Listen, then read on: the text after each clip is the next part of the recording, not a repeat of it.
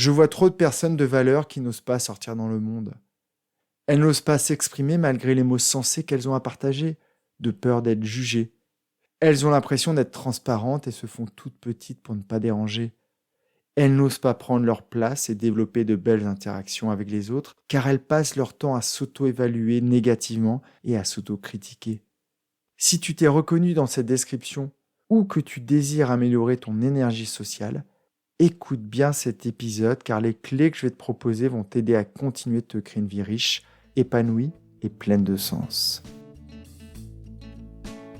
Bienvenue sur Dépasse-toi, je suis Sylvain et la promesse de mon podcast est simple, t'aider à te créer la vie que tu mérites. Quand je ne suis pas devant le micro, j'accompagne les personnes sensibles à se transformer. Et au fil des épisodes, je vais te partager les prises de conscience qu'elles ont eues et qui leur ont permis de s'épanouir. Tu vas comprendre entre autres comment mieux te connaître, avoir de belles relations, apaiser ton mental et trouver ta place, celle où tu te sentiras aimé et reconnu à ta juste valeur. Si tu veux profiter de tout ce que j'ai à t'offrir, abonne-toi à mon courrier privé sur sylvainviens.com. Installe-toi confortablement, je te souhaite une très belle écoute. Pas d'avis Apple ce matin, juste un petit message personnel. On arrive doucement mais sûrement vers la fin de la saison 4 et j'espère que la nouvelle ne va pas te décevoir. Après pas mal de réflexions, j'ai décidé de tout simplement continuer car j'adore te partager mes idées et les prises de conscience de mes clients. En revanche, c'est le dernier épisode avant les rediffusions de l'été et je te conseille vivement de les réécouter car tu vas réécouter mes idées, les clés que je t'ai proposées avec un autre angle de vue, un autre angle d'écoute, et ça va vraiment te servir. Si tu veux du frais, je te conseille de mettre l'épisode en pause et de t'abonner à mon courrier gratuit, car je vais continuer d'écrire à mes abonnés cet été. Allez, revenons au sujet du jour. Comment des personnes remplies de qualités et de belles valeurs peuvent avoir peur d'aller dans le monde et avoir peur de vivre les expériences qu'elles méritent ? Il y a plusieurs explications. Malheureusement, elles ont eu l'habitude des dimanches en famille où l'ambiance était exécrable.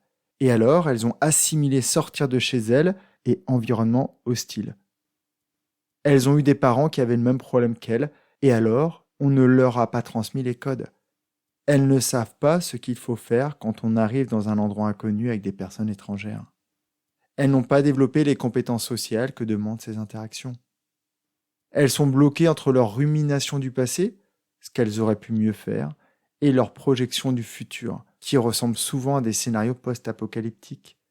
Elles ont tendance à surestimer les conséquences de ce qui peut leur arriver. Elles ont aussi souvent des croyances qui les bloquent. Le monde est dangereux. Les gens vont me faire mal. Je n'ai pas de valeur, je n'ai rien à dire. Je ne sais pas comment faire. On pourrait passer la journée à lister les causes, mais est-ce vraiment important ? On pourrait aussi passer la journée à trouver les coupables.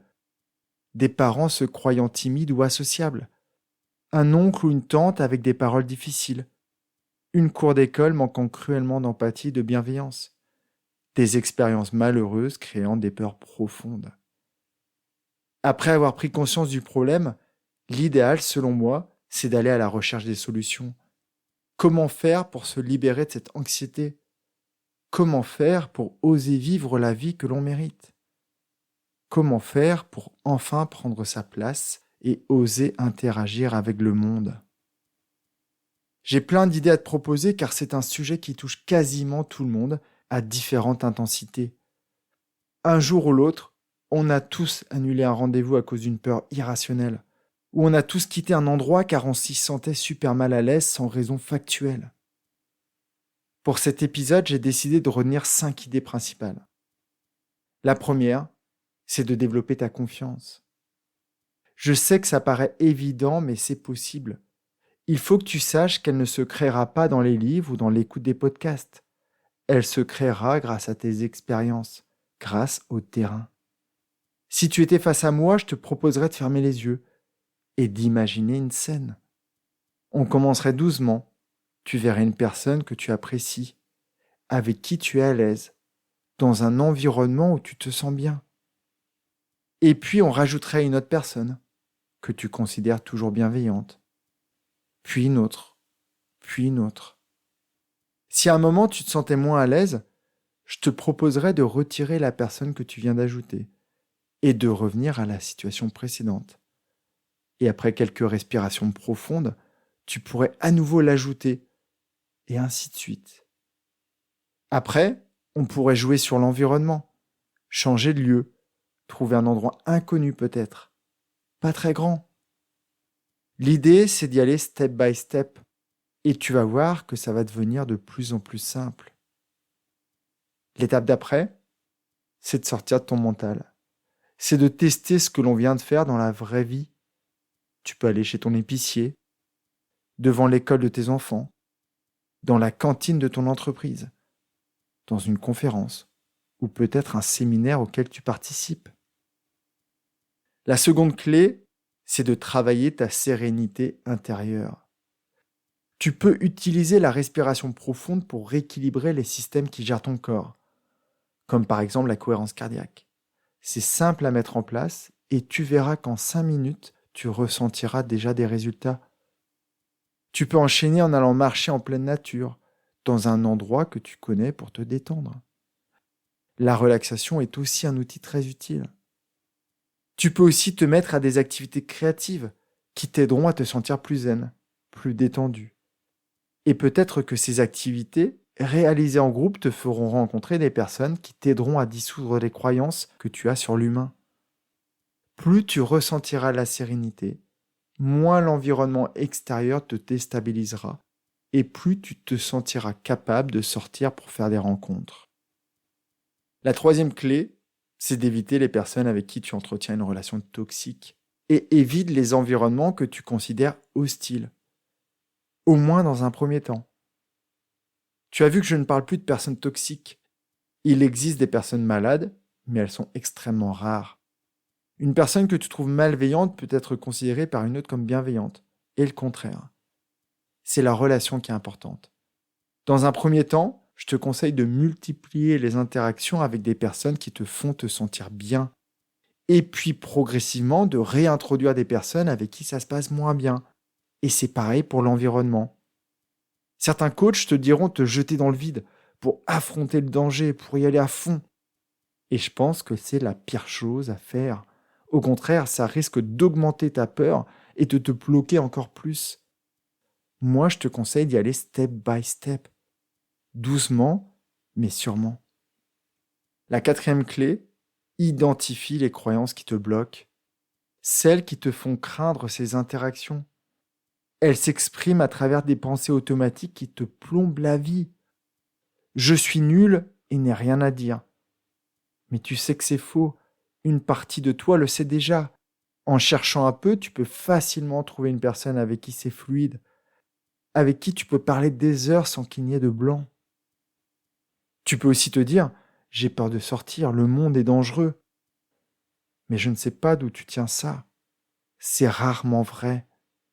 Peut-être que tu surestimes les risques auxquels tu pourrais être confronté. Tu peux aussi te dire, personne ne me trouve intéressant. Et pourtant, je suis certain que tu as participé à des événements où tu as rencontré une personne avec qui tu te sentais à l'aise. Une personne qui t'a trouvé extrêmement intéressante. Au pire, ça arrive, une personne te dit que tu es inintéressante. C'est peut-être parce que tu n'es pas au bon endroit, entouré de personnes qui ne partagent pas ta carte du monde.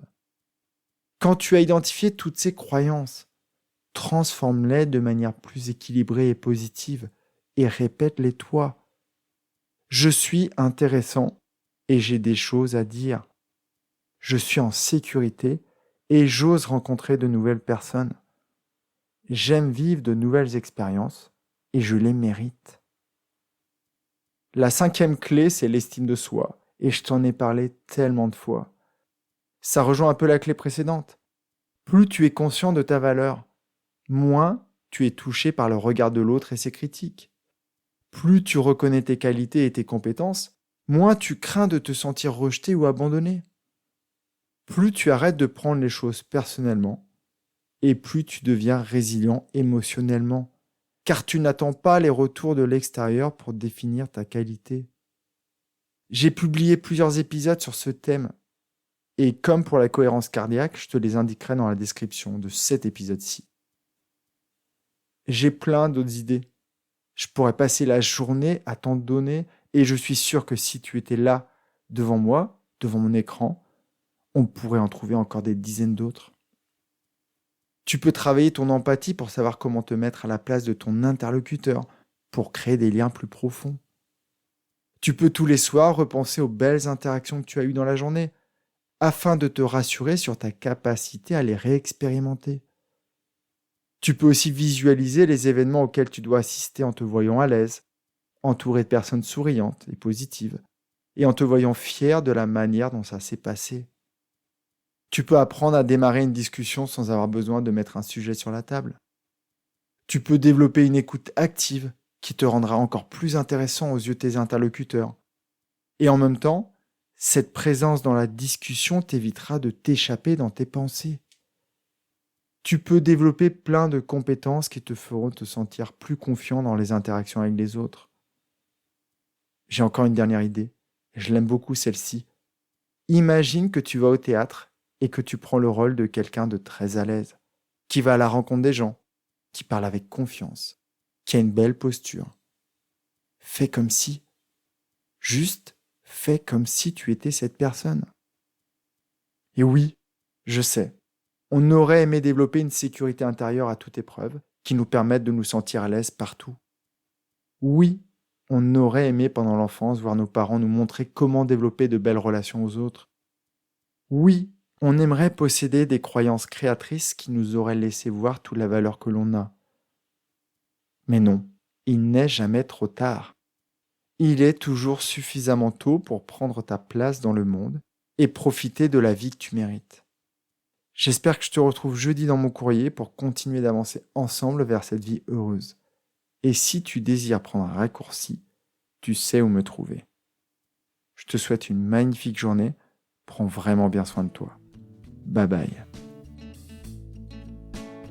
Si tu as aimé cet épisode, il plaira sûrement à un de tes proches, alors pense à le lui partager tout de suite. J'espère aussi qu'il te donnera envie de me laisser un avis 5 étoiles sur ta plateforme d'écoute. On se retrouve jeudi dans mon courrier pour faire encore un pas de plus vers la vie que tu mérites. Prends vraiment bien soin de toi et passe une très belle journée. Bye bye.